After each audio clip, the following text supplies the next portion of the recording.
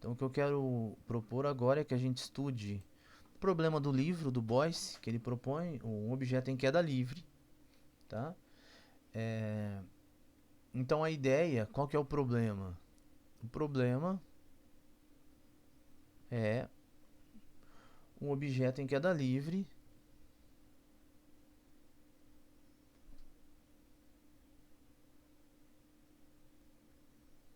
livre na Terra, né? Mas então a gente coloca assim perto do nível do mar para considerar a gravidade aproximadamente 9,8. Então a justificativa do nível do mar é essa, ok? Vou até colocar aqui, né? G aproximadamente 9,8. Então esse é o problema. Então como imagina, né? Então um objeto caindo de uma certa altura. Tá? Então qual que é a ideia? A ideia é modelar esse objeto caindo em função do tempo. É claro que ele vai, uma hora vai cessar quando ele bater ao solo, ele alcançar, atingir o solo, mas então a gente pode estudar esse objeto caindo em função do tempo e a altura e velocidade que esse objeto cai. Né? Então vamos ter tempo, ver a velocidade. Vamos começar assim, depois a gente discute a altura. Bom, a lei de Newton é o que modela a maioria dos problemas, tá? Principalmente os de segunda ordem. Força igual a massa vezes aceleração, mas a aceleração a gente aprende lá no curso de física, né? Que a aceleração é igual à derivada da velocidade, então força é igual a massa vezes a derivada de v. V aqui, sem dúvida, né, é uma função do tempo, então o tempo passa, a velocidade vai mudando. E então vamos imaginar o objeto em queda livre caindo. Então pensa no objeto aqui, uma certa massa. Então o que atrai ele ao solo é a força peso, né? A força peso é a massa vezes a gravidade. Então essa a gente pode considerar essa direção positiva, né? A caída, a direção para baixo como positiva. Podemos colocar o tempo inicial no objeto, quando ele começa a cair, e é claro que é de se imaginar que conforme ele cai, há uma força, uma resistência do ar que vai fazer uma contrapartida à força-peso. E nós vamos ver que de fato aqui, essa que é difícil determinar. Então essa força que faz a contrapartida à força-peso, a gente pode, de alguma forma, num primeiro momento, fazer uma hipótese, né? Vou colocar aqui uma... A gente pode fazer uma hipótese de qual o nosso problema vai estar baseado nessa hipótese, que a resistência do ar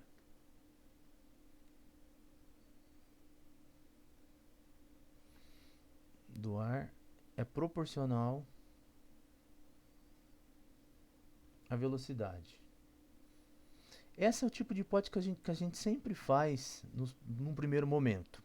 A resistência do ar é proporcional à velocidade, o movimento é proporcional ao gradiente, e nós vamos sempre fazer algo desse tipo, que é o que deixa as equações mais fáceis de entender.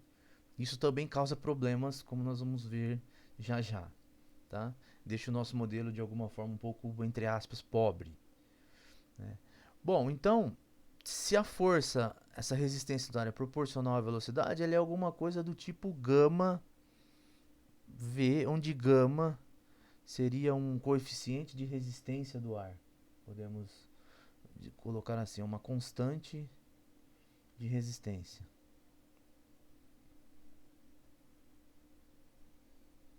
do ar. É claro que ela fortemente temos indícios de que ela vai depender do objeto.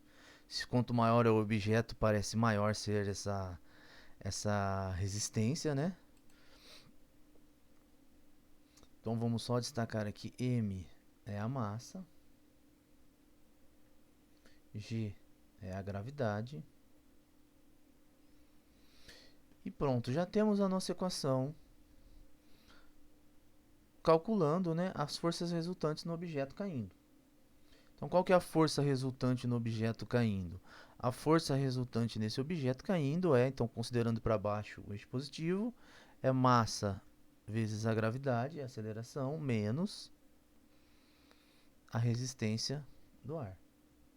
Por outro lado, a força também é igual a massa vezes a derivada da velocidade. Então, a gente obtém aqui V' igual a G menos gama sobre M V. Então esse aqui seria, esse daqui é o nosso modelo para o problema de resistência do ar, ou seja, a nossa equação que descreve o objeto em queda livre, tá? Bom, eu não, só para a gente pode, por exemplo, pegar as ideias mais, as unidades mais simples possíveis, né? Então, por exemplo, a massa podemos considerar, só para ter uma certa, não ter nenhuma problema com as unidades, então a gente pode pensar que a massa é quilo, a gravidade é fixa, né? Aproximadamente 9,8, mas a unidade então é metros por segundo ao quadrado. A velocidade é metros por segundo, na verdade é essa daqui que nós estamos interessados, metros por segundo, e consequentemente então a nossa constante de resistência do ar é quilogramas por segundo, tá? Então esse modelo parece descrever a princípio, né, usando objeto em queda livre. Então vamos brincar um pouquinho, supor o que a gente não conhece. E claro, né, ó, gama, G, gama e M são constantes. Tá? Então é uma EDO, inclusive separável, de fácil resolução. Tá? Antes de qualquer coisa, a gente pode tentar encontrar, sem mesmo tentar resolver, e se a gente pode sempre tentar fazer essa brincadeira, né, essa abordagem, tentar fazer o campo de direções. Por exemplo, se a gente não soubesse calcular essa EDO a princípio, né, não tivesse observado que ela é uma EDO separável de fácil resolução, a gente pode tentar fazer o campo de direções. Para isso, então, para formalizar, para fixar as ideias, vamos pegar um exemplo. Vamos imaginar que um objeto de massa M igual a 10 quilos é o que está caindo, tá? E a resistência do ar é 2 kg por segundo. Então a equação fica V' igual a 9,8, eu já estou aproximando a gravidade, menos 2 sobre 10, fica 1/5. Eu vou colocar aqui 1/5 vezes V. Então essa é a nossa equação para esse exemplo. Então essa é a nossa EDO. Então vamos tentar fazer o campo de direções no Maple, para tentar obter alguma informação.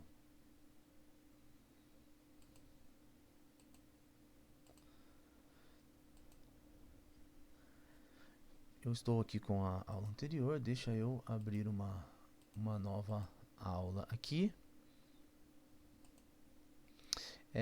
Então vou começar então aqui, vamos lá. Então o que a gente usa? A princípio o if pacote de tools, que é o que a gente estava usando para EDO. Ok? Vamos então escrever a EDO. V' igual a 9,8 menos 1/5 V. Então eu vou chamar EC1 igual. Como é que a gente fazia então de if? Né? Eu estou usando o V, vou continuar usando o V. V de t, vírgula t igual. Então 9,8 menos, vou colocar assim, V de t dividido por 5. Está aí a EDO. Tá? O campo de direções, como é que era o comando que a gente utilizava para calcular o campo de direções? Vou pegar aqui da aula passada, vou pegar um aqui, mas o campo era dplot.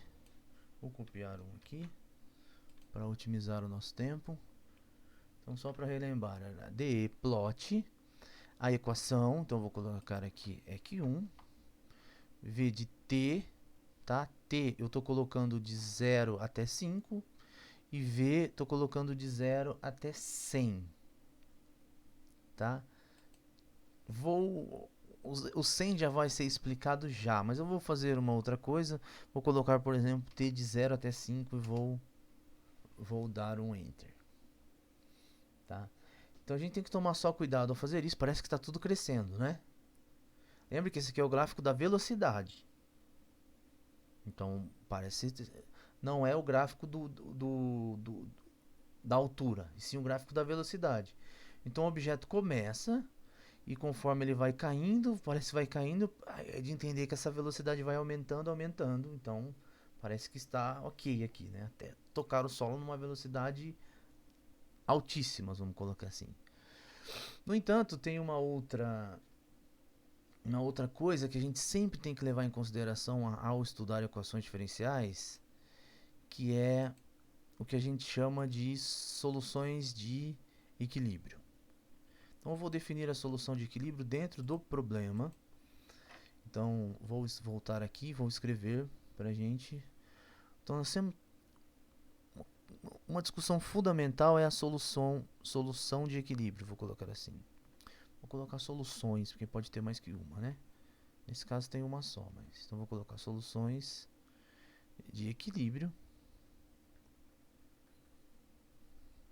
Elas têm um papel fundamental na discussão do comportamento da solução e são bem simples de achá-las. Basicamente, as soluções de equilíbrio são as soluções que têm derivada zero. V' é igual a zero. Se V' é igual a zero, se a derivada é zero, então V é constante. Lembra que o intervalo, a solução é definida no intervalo, né, no intervalinho, então V é constante. Ou seja, a solução não depende do tempo. São soluções que independem do tempo, soluções constantes. Às vezes são chamadas até de soluções estacionárias. Tá? De maneira geral, se a gente olhar y' igual a f de ty, escrever como a gente vinha utilizando, né, a notação que a gente está utilizando, um ponto y0 é ponto de equilíbrio, ou solução de equilíbrio, ou ponto estacionário. A gente acaba confundindo, porque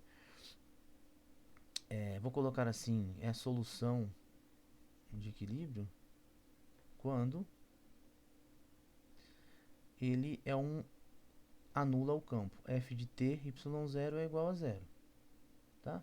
Então, se fizermos a solução y0 de t identicamente constante, a solução constante igual a y0, então essa solução constante é uma solução que a derivada é zero, é uma solução de equilíbrio, e por isso que fica toda essa monte de nomenclatura. Vamos tirar o formalismo, né? Então, ponto de equilíbrio, porque a solução constante igual a esse ponto é uma solução de equilíbrio. A solução que tem derivada zero, que anula o campo. Tá? Bom, então, se a gente olhar essa solução aqui, essa definição, e olhar para a equação, a f nossa aqui,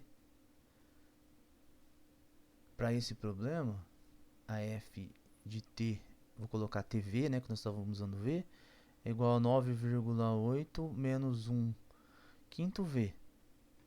Se fizermos isso igual a zero, daqui a gente faz então v igual a 5,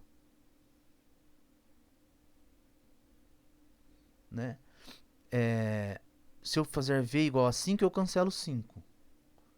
E aí eu fico 9,8. Então, se eu fizer v0 igual a 5 vezes 9,8, eu obtenho 0 aqui. A raiz desse daqui é V, ok?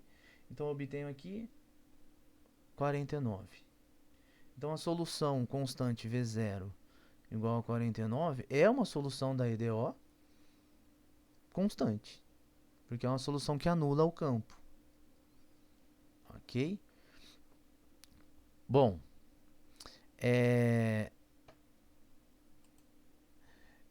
então olhando para o campo de direções no Maple, a gente vê que essa solução não aparece aqui nesse campo inicialmente. Por que, ela não aparece? Porque se ela tem derivada zero e ela é constante, ou seja, não depende do tempo, ela deveria ser uma reta horizontal. E não aparece exatamente pelo descuido de ter colocado o V variando só de 0 até 5. Então, se a gente, o 49 está muito longe daqui. Então, para a gente abordar essa solução, a gente aumenta aqui, então, vamos de V de 0 até 100. Tá? Então, esse foi um dos motivos de eu ter colocado V de 0 até 100, porque eu quero pegar esse equilíbrio. E aí, agora, a análise do problema muda. Então, a gente agora, o primeiro gráfico deu uma coisa que parecia estar compatível com a realidade. A solução vai caindo, o objeto vai caindo e a velocidade vai aumentando. Só que agora a gente vê que essa velocidade não aumenta para sempre. Temos uma solução de equilíbrio aqui, ó. E o gráfico, o campo de direções está dizendo, olha, se eu pegar um tempo aqui, ela vai crescendo, crescendo, mas não vai crescer para sempre. Ela vai meio que se aproximar dessa solução de equilíbrio. Parece estranho? Vamos pensar no problema. O objeto está caindo com uma certa velocidade, mas você também tem uma certa... o que está puxando para baixo? A força-peso. Porém, nós temos a direção contrária, a resistência. Então, esse equilíbrio que aparece aqui nesse problema, de fato, né, essa solução de equilíbrio está representando um equilíbrio entre... Então, isso aqui é um equilíbrio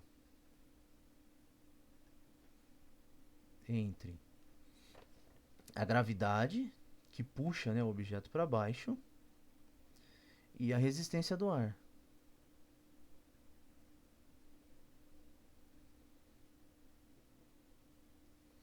Então, parece estar interessante, né? Então, a velocidade vai crescendo, mas tem uma outra força que faz a contrapartida, a força-peso, e vai fazendo a velocidade tentar diminuir. Então, há um certo equilíbrio entre a força-peso e a resistência do ar. Tá? Então, essa informação a gente conseguiu analisando o campo de direções. Imaginar aqui. E podemos dizer até mais, né? Analisando o campo de direções. Porque, olha, se a gente começa com... que vai ser a discussão agora, as condições iniciais. Mas se a gente começa com velocidades abaixo do valor 49, essa velocidade vai crescer, crescer, atendendo se aproximar dessa velocidade de equilíbrio, 49 metros por segundo. E se a gente começa com condições acima, essa velocidade vai decrescendo a velocidade de equilíbrio.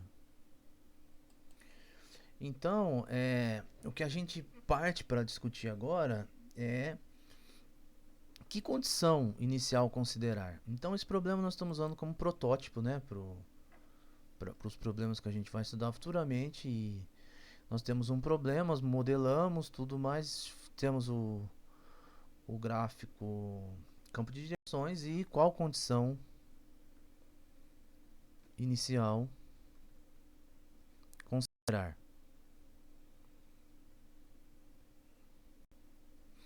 Ora, novamente depende do problema, né? Então nós temos um objeto que está em queda. Imagine que aqui está o solo. O objeto está caindo. E o nosso experimento aqui, né? O V de T0 igual a V0, que nesse problema seria a condição inicial, que corresponde então à velocidade inicial.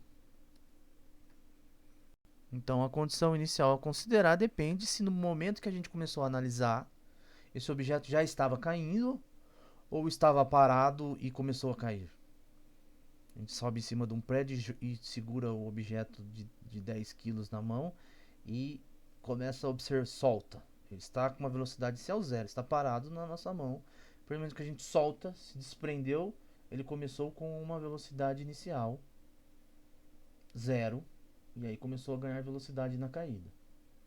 Se ele já vem, se a gente está, por exemplo, no segundo andar no andar inferior, ele vem caindo de cima do andar superior, a gente começou a observar a partir daquele momento, então ele já tinha uma velocidade, tá? Então vamos supor que nesse caso a nossa velocidade no a nossa velocidade é zero.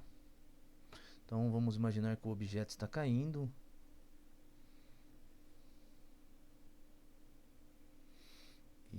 Opa, não é esse. O objeto está caindo e com uma velocidade inicial zero. E esse é o momento que a gente começou a olhar, né? Então nosso cronômetro está parado no tempo zero e ele começou, o objeto está parado, e a partir do momento que a gente solta o objeto começou a rodar o tempo, tá? Então esse é o PVI que modela esse problema. Eu acho que isso foi basicamente todas as informações que a gente precisa. V' igual a 9,8 menos 1 quinto de V, e a condição inicial V0 igual a zero. Então esse é o nosso PVI.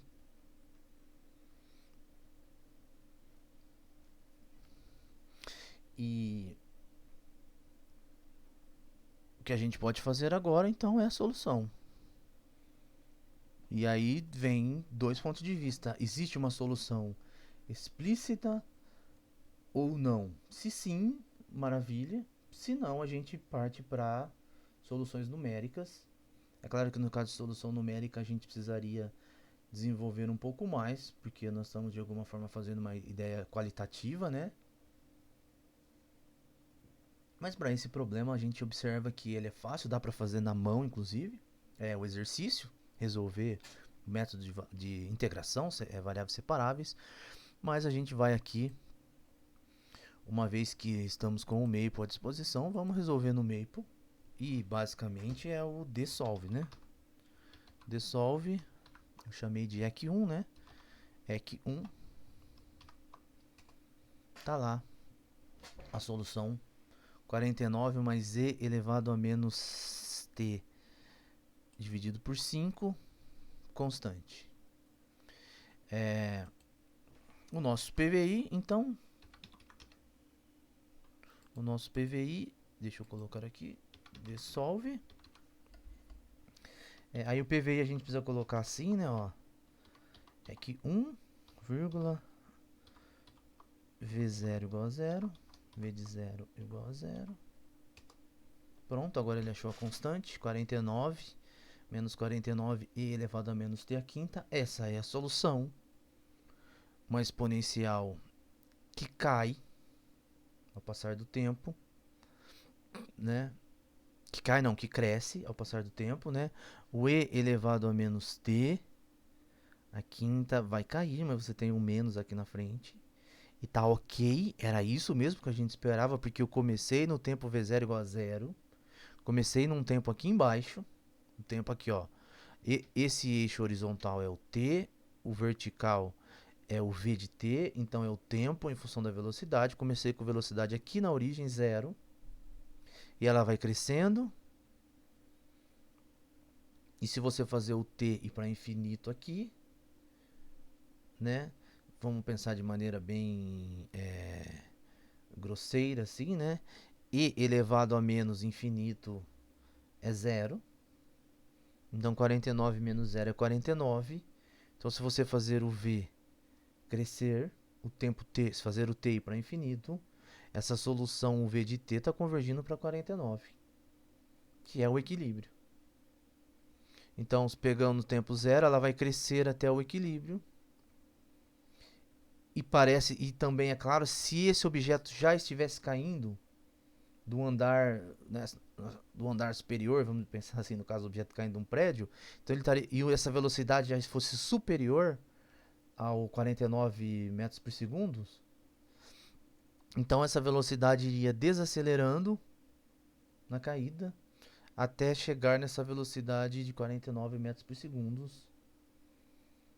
Então essa mais ou menos é o é digamos assim, um equilíbrio da velocidade entre o as forças que atuam no objeto. Não é a velocidade que ele vai atingir o solo, pelo menos a princípio, não significa. E é isso que nós estamos interessados. Qual a velocidade que vai atingir o solo? Tá? Ora, então vamos entrar nessa discussão. Então vou voltar para cá para minhas anotações. Vamos voltar para cá. Então vamos escrever aqui o que a gente obteve. Então a gente obteve então que nesse caso a solução v de t é igual a 49, 1 menos e elevado a menos t a quinta, ok? V0 identicamente igual a 49 é o equilíbrio.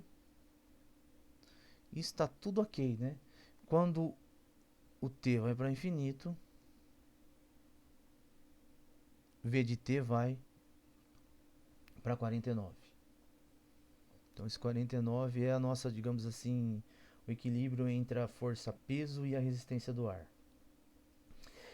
Então, uma questão agora, uma pergunta interessante é qual que é a velocidade que ele atinge o solo aqui? Para isso, a gente precisa ter mais informações, como por exemplo, qual é essa altura?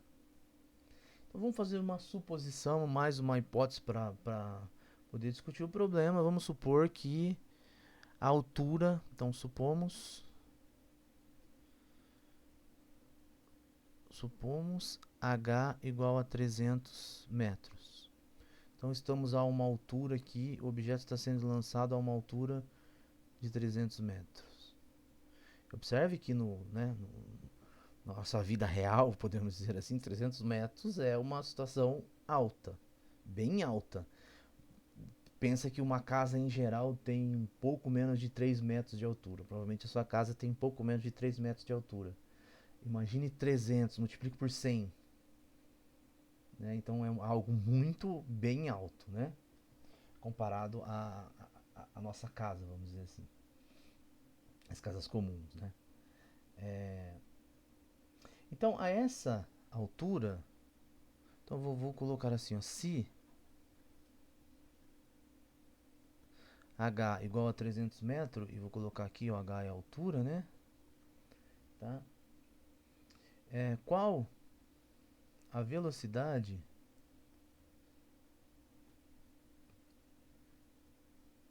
que o objeto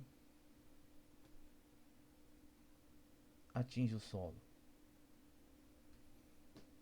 Seria muito, uma velocidade alta, baixa. O objeto tem só 10 quilos, né? Seria uma velocidade alta, então vamos discutir isso. Bom, para isso a gente pode chamar a velocidade de... vou trocar h por x então, para manter as notações de, de física, né? Tá? X é o espaço, v é a velocidade e a aceleração, né? Então vamos chamar x de t então a altura ou distância, né, do solo, tá? Então a gente sabe lá da física que então ao derivar a distância, a gente obtém a velocidade.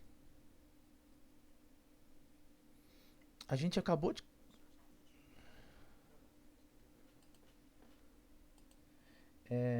então se a derivada da altura é a velocidade, e a gente acabou de calcular a velocidade aqui em cima, né? Então x' é igual a 49, 1 menos e elevado a menos t a quinta. Ou seja, temos uma outra EDO, tá? E também podemos fazer aqui, né, colocar a régua aqui como sendo a posição mais alta aqui de 300 como sendo o zero, e tocar o chão seria x igual a 300. Então esse PVI aqui seria a condição inicial x de zero igual a zero. Ok? Bom, vamos resolver esse PVI então. Também é separável, mas vamos fazer no Maple. Vamos lá então. Vamos fazer então a equação 2. Equação 2 é muito parecida com a equação 1, então vou copiar aqui. Não, não é parecida não. Vou digitar então. Equação 2, que aqui tem uma exponencial, né? Equação 2, então vamos lá. É igual. Então eu tenho V', x', né? Então eu vou fazer diff x de t. Esse é o nosso x', vírgula t é igual. Então vai ficar 49 vezes. Vou abrir aqui. Vou escrever igualzinho a gente tinha lá na folha. 1 menos. Aí o e eu vou usar esse que tem aqui. E elevado a menos t sobre 5. Vou fechar aqui parênteses. Tá aqui a equação, vamos conferir. X' é igual a 49 menos 49 e elevado a menos t a quinta. Ok? Vamos então dissolve. Eu vou colocar o PVI, tá? Vou colocar EC 2. A nossa condição então é x de 0 igual a 0. Tá? Então ficou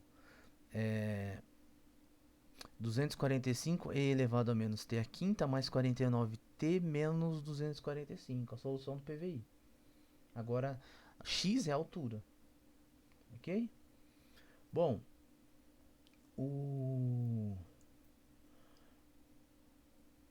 o que a gente quer aqui, então, é achar essa equação quando x de t é igual a 300. Ok? Deixa eu anotar nas nossas anotações. Ó, então a gente chegou daqui que x de t, a gente chegou aqui à conclusão que x de t é igual a 49t mais 245 e elevado a menos t a quinta menos 245. Então a altura, veja só, qual que é a pergunta, né? Qual a velocidade que o objeto atinge o solo? Para a gente saber a velocidade, a gente já tem a velocidade que o objeto atinge o solo, a gente já tem a equação que descreve a velocidade. É o v de t. O que a gente não tem é o t. Quanto tempo leva? Por isso que a gente partiu para o x. Então, a partir de uma certa altura, a gente achou a equação, a função que descreve a altura. Nós temos a função que descreve a velocidade, agora temos a função que descreve a altura, tá? E temos aqui, nas nossas hipóteses, x de t igual a altura 300, que é a hora que ele vai bater no solo. Então, quando x de t é igual a 300, essa equação vai me dar o tempo, vou colocar assim, vou deixar assim mesmo, o tempo que ele vai atingir o solo. E depois a gente calcula a v desse tempo. Ok? Bom, poderíamos fazer uma continha aqui, igual isso a 300, mas como a ideia nossa aqui é explorar o Maple, vamos encontrar uma maneira de fazer essa conta no Maple. Então, qual que é a conta? A equação é essa aqui, eu vou digitar ela primeiro. 300 igual a 49 vezes t mais 245 vezes e elevado a menos t dividido por 5 menos 245. Se eu der Enter, ele só colocou aqui a equação. Não resolveu. Bom, o comando para resolver a equação é o solve. A EDO é de solve e uma equação é o solve. Tem outros. Vamos ver se ele vai conseguir calcular sem dar nenhum problema. Não, ele está dando problemas numéricos aqui. Então a gente pode colocar o fsolve. Pronto. O fsolve ele vai fazer uma aproximação dessa conta. Então você pode fazer também no braço se quiser, mas então nós temos ali um valor, um tempo aproximado e 10,51 segundos é o tempo que vai levar para esse objeto chegar ao solo. Tá? E a gente calcula então agora, vou voltar para cá para a gente escrever a nossa informação. Então, quando x a altura é 300, o tempo, vou colocar 10,51 segundos, é o que leva essa queda. Então agora quando t é igual a 10,51, a gente precisa encontrar o v de t. Tá? Vamos voltar a calcular no meio. Vou calcular da forma mais, digamos assim, não sei se é a mais inteligente, mas vou simplesmente substituir na equação o t igual a 10,51. Tá? Então eu vou fazer 49. Agora eu não tenho uma equação, eu tenho uma conta. Tá? Porque eu já sei o valor do t. A solução está aqui, né? Então eu vou fazer 49 menos 49 e elevado a menos. Agora eu vou colocar então 10,51. Poderia colocar mais casas se quisesse.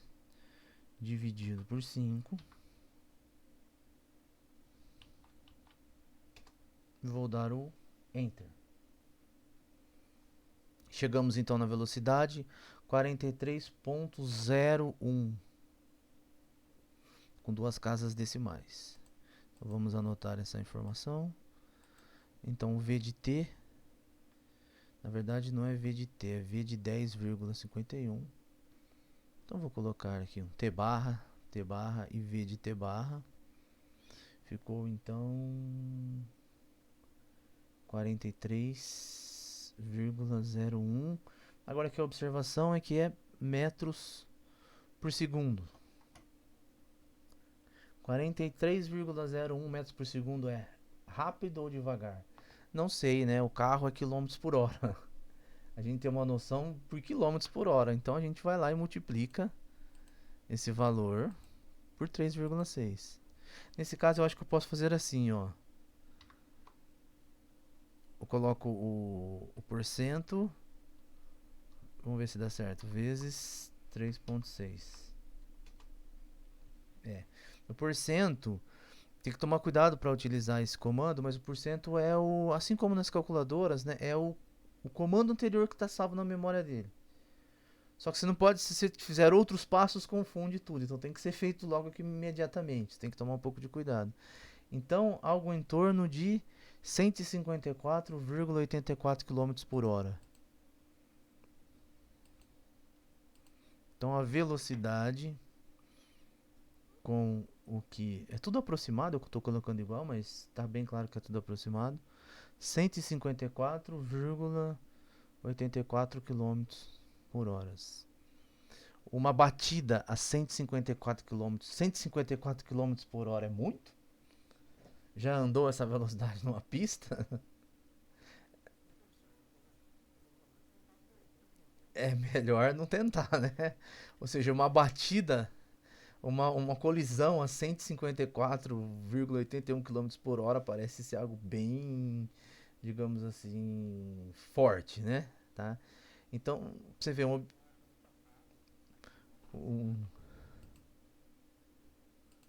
o que surpreende nesse problema é que um corpo pequeno, entre aspas, né? O que eu estou entendendo por pequeno? Um objeto de 10 quilos, pensa em algo que tenha 10 quilos aí, tá? Sei lá, um pacote de arroz. Um pacote de arroz tem 15 quilos, né? Um pacote de arroz depois de ter feito o almoço, né? Tá uns 10 quilos caindo ali a uma altura. É que a altura é bem alta, né? 300 metros. Ele vai atingir o solo a uma velocidade final de 154,81 quilômetros por hora. Uma velocidade muito alta. Então dá para imaginar o impacto que isso não acontece, né? Ao atingir o solo. Bom, então agora o que eu quero discutir é uma outra questão que nem tudo é perfeito quando se faz modelos, né? A gente ficou surpreso como uma IDO simples trouxe informação tão, né, interessantes sobre o problema, só que vou tentar trazer ainda mais para uma situação real. Imagina que a gente tivesse, então a gente tinha uma quantidade, o peso era 10 quilos, o objeto, e o coeficiente de resistência era 2 quilos por segundo. Se fosse a média de um homem no Brasil, isso vai variar com a altura de peso, vamos colocar algo em torno de 80 quilos. Vamos imaginar. Então vamos pegar essa. E como a gente viu, né, que é de se entender que essa resistência do ar também seja de alguma forma proporcional ao peso. A nossa hipótese é que a resistência do ar era proporcional à velocidade. E a gente também entende que quanto maior é o peso, maior é a resistência do ar, né? Então a gente vamos multiplicar isso daqui por 80 para dizer, então imagina que agora uma pessoa se joga de uma altura de 300 metros, de um prédio, né?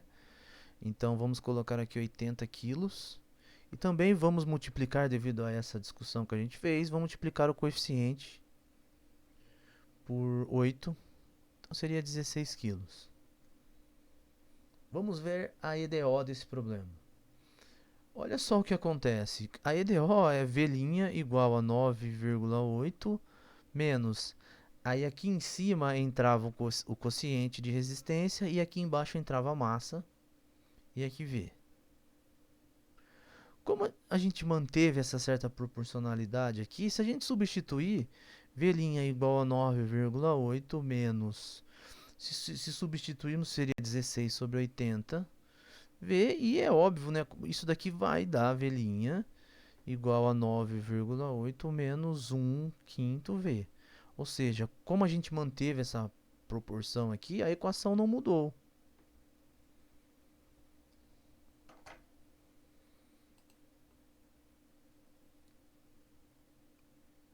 É a mesma equação. Isso traz algumas coisas, no primeiro momento, uma discussão legal, porque a gente sabe que se você se jogar um homem, né, uma pessoa mais ou menos de 80 quilos, se jogar de um prédio de 300 metros de altura, o legal, entre aspas, né, fora a tragédia, é que a gente sabe que ele vai chegar lá embaixo com uma velocidade absurda de algo em torno de 155 km por hora. E vai ser um desastre essa colisão, né? Por outro lado, causa uma estranheza muito grande que a massa parece não estar entrando na discussão do problema. Ou seja, a brincadeira que o pessoal faz com Galileu, né? Então, se você subir na Torre de Pisa, vou fazer aqui a Torre de Pisa tortinha, né? Aqui está a Torre de Pisa. Subimos na Torre de Pisa. Se você jogar aqui de cima da Torre de Pisa uma pena e um elefante, ambos chegarão no mesmo tempo, com a mesma velocidade ao solo. Então essa é a brincadeira, né? Jogue uma bola muito grande, que foi a brincadeira do Galileu. Joga uma bola muito grande e uma pequena, ambas chegarão junto ao solo. A gente sabe que isso não é verdade. Joga um elefante e uma pena. Isso é verdade no vácuo, né? Mas joga um elefante e uma pena, me parece. O difícil aí é levar um elefante para cima da torre, né? Tá? E também não é, digamos assim, aconselhável você soltar um elefante em cima de uma torre. Vamos ter problemas com, né? Questões, né? E também, né? Coitadinho do elefante. Mas a estranheza qual é? A gente sabe que na prática isso não acontece. Ao jogar uma pena, ela vai cair, vai sofrer ali uma resistência do ar tão alta que provavelmente nem cairá em linha reta. E o elefante sim cairá muito, né, uma velocidade bem acentuada. Então a prática a gente sabe que isso não acontece. Então o nosso modelo, embora bem interessante, causou alguma estranheza ao trazer para uma situação, para situações reais. E parece claro que a estranheza está na hipótese, né? A hipótese do quociente de resistência variar com a proporcionalmente à velocidade, também a discussão de que a massa é proporcional ao coeficiente, pelo menos isso parece que é o que está causando. A primeira estranheza é essa, né? Que a massa, o fato de a massa ser proporcional ali essa proporcionalidade entre o coeficiente de resistência do ar. Então, moral da história, né? As equações diferenciais, aqui a gente usou o Maple para fazer as contas. Os modelos, né? Os modelos que a gente utiliza, as equações, geralmente é o que a gente dá, o nome que a gente fala é ideal, né? É uma situação ideal. Eles nos dá, permite que a gente faça inferências, nos dá informações sobre a situação real, mas tem que sempre guardar as proporções, nem sempre correspondem à realidade. E o que a gente precisa fazer sempre é ir melhorando os modelos. E esse modelo de queda livre, tá claro que ele trouxe informações importantes. Por exemplo, o objeto cair, a altura, a altura vai interferir e a queda, mesmo que um objeto de uma massa pequena, ao atingir o solo, vai atingir uma velocidade considerável nessa queda livre. Mas a gente também percebe que o modelo precisa ser melhorado, precisa ser colocado em talvez fazer hipóteses melhores para que a gente possa concluir situações mais, digamos assim, fazer inferências em modelos mais próximos da realidade.